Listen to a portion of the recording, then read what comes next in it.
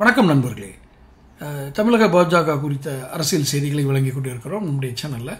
அதில் ஒரு பகுதியாக தான் இந்த 1 கோடி பேர் உறுப்பினர்கள் இது தமிழக பாரதிய ஜனதா கட்சியில் இதுக்கு இலக்கு நிர்ணயித்தது டெல்லி தலைமை. இப்போ இதை கருநாகராஜன்றவர் இப்போ மாநில நிர்வாகிகள் இதில் ஒரு இதாக இருக்கிறாரு. அவரை வச்சு இதை நடத்திடலாம் அப்படின்னு ஒரு முடிவுக்கு வராரு. யார்? கேசவ விநாயகம், அந்த அமைப்பு செயலாளர்.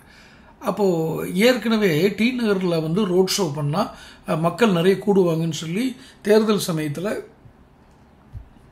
மோடி அவர்களை வர வச்சு சொதப்பி கடைசியில் அவரை நடுரோட்டில் நிற்க வச்சு தான் மிச்சம் அப்படின்னு கட்சியில் சொல்லிக்கிறாங்க.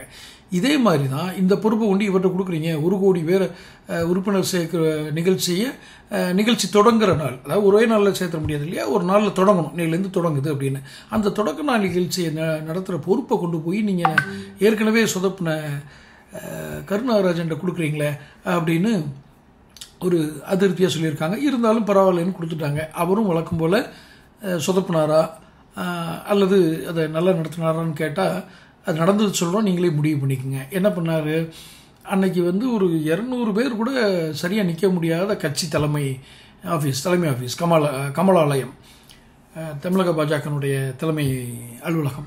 அங்கே ஒரு 200 பேர் கூட நிற்க முடியல. இட நெருக்கடி.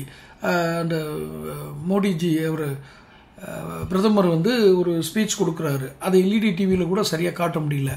ஸோ இதில் ஒரு நெருக்கடி அங்கே இருக்கிற உறுப்பினர்கள்லாம் எரிச்சலாகி போய் வெளியே கிளம்புறாங்க. இதுக்கடையில் ஒரு சின்ன அடுத்த ஒரு ட்விஸ்ட் வருது. என்ன? முதல் கார்டு, இப்போ 1 கோடி பேர் சேர்க்கணும் அப்படின்னா முதல்ல கார்டை அப்படி கொடுத்து துவங்கி வைக்கணும் இல்லையா? அந்த முதல் கார்டு வாங்குறது ஒரு சீனியராக இருக்கணும். அது பொன் ராதாகிருஷ்ணனாக இருக்கணும்னு பொன் ராதாகிருஷ்ணன் விரும்புகிறாரு. நான் எனக்கு கொடுத்தது ஆரம்பிங்க அப்படின்னு. ஆனால் அதில் விருப்பம் இல்லை. அது முதல் கார்டை இப்போ பொன் ராதாகிருஷ்ணன் கொடுக்கலைனால அவருமே அப்செட் ஆகி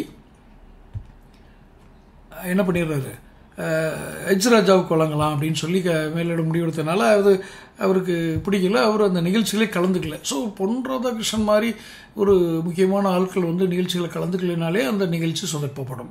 ஸோ வழக்கம் போல் இந்த நிகழ்ச்சி சொதப்பப்பட்டதாக தான் தமிழக தலைமை பாஜக நினைக்கிறது.